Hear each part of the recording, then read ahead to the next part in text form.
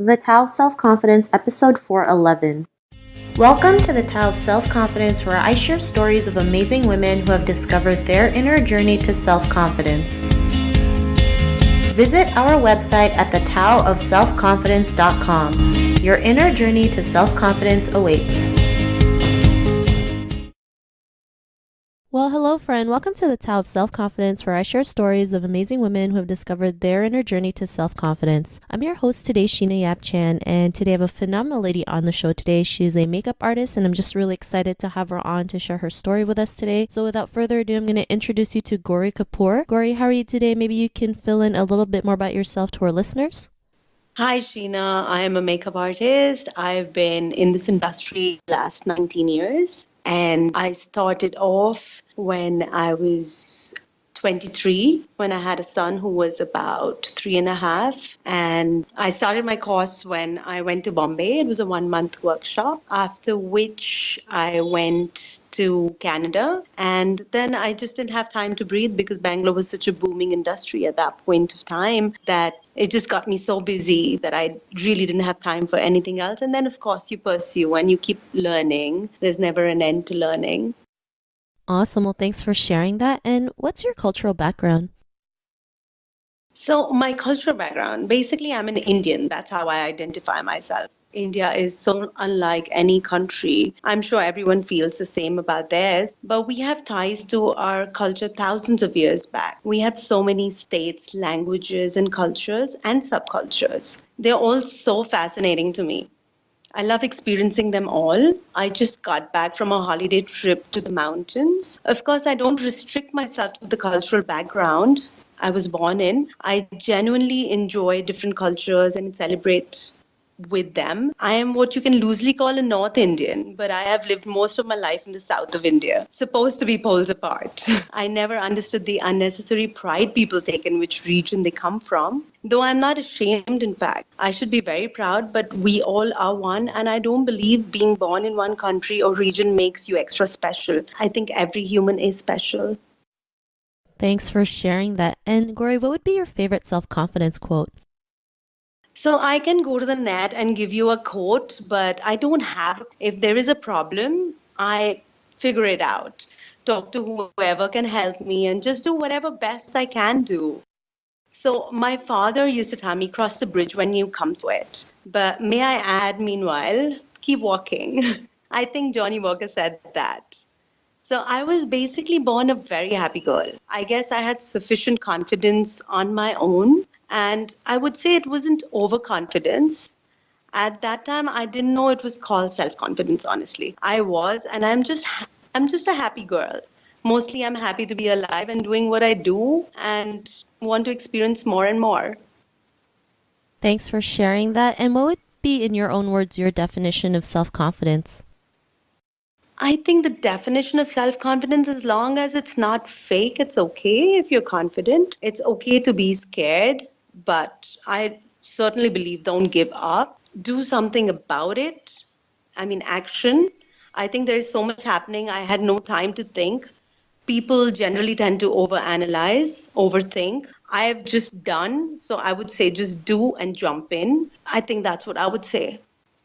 Thanks for sharing that. And, part of confidence is just taking action, right, regardless of the outcome, which is so true. But sometimes we do overthink about every single little thing that it stops us, not realizing like if we just do it, it'll help us out and build our confidence in the end. So thanks for sharing that definition. And Gouri, what was your life like before your discovery of self-confidence?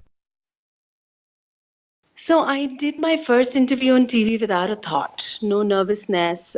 It was more like at that point, give me something to do. I was just an ordinary girl who gained her self-confidence with a pat on my back every time I did a good job. I just followed my intuition, and I think it was more like that.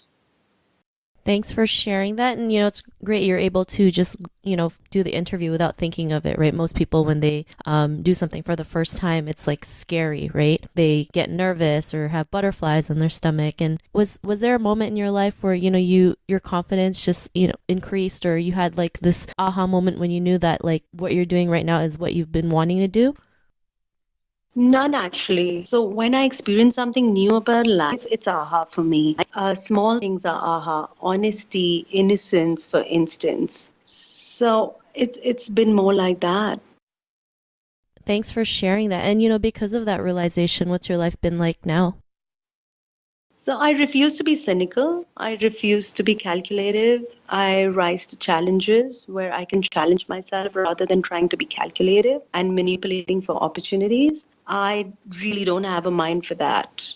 I try to work with happy, honest people. I think for starters, first be an honest and happy person yourself. Thanks for sharing that. And it's great that you're able to go out there and do, the things that you want and refuse to things that don't serve you, right? Sometimes it's hard to say no to those, especially growing up, in an Asian culture. But you're there doing it, you just say, nope, I'm going to do what I believe in. And it's a lot better, right? You feel a lot more free when you're able to do that. And to the woman who's listening to your episode, she may be in her own journey of self-confidence. What would be that one tip you would give to her? So I would say I don't think anyone would say it would be easy. We should stop cribbing, stop complaining, stop whining. If you feel like crying, cry, have a glass of whatever liquid that makes you happy and move on. Don't have a sense of entitlement. You have to earn it and keep earning. When it gets tiresome, I think we should just do something different. So don't stagnate, help others, do something for someone else without expecting something in return, at least sometimes. And I think that's what it is.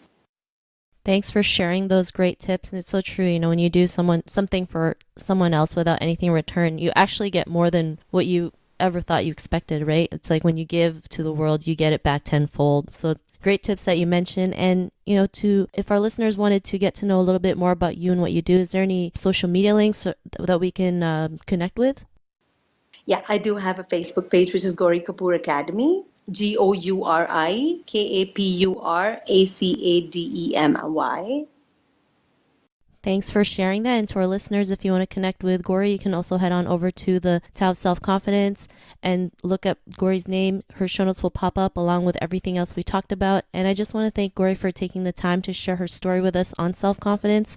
So thank you so much. Thank you, Sheena. Not a problem. It was great having you on the show. And listeners, be on the lookout for another new episode of another amazing woman's journey to self-confidence. And we'll talk to you soon. Bye for now. Bye, Sheena. Thank you for tuning in to another amazing episode of the Tao of Self-Confidence. Get your free self-talk tape for building self-confidence by visiting our website at thetaoofselfconfidence.com. Your inner journey to self-confidence awaits.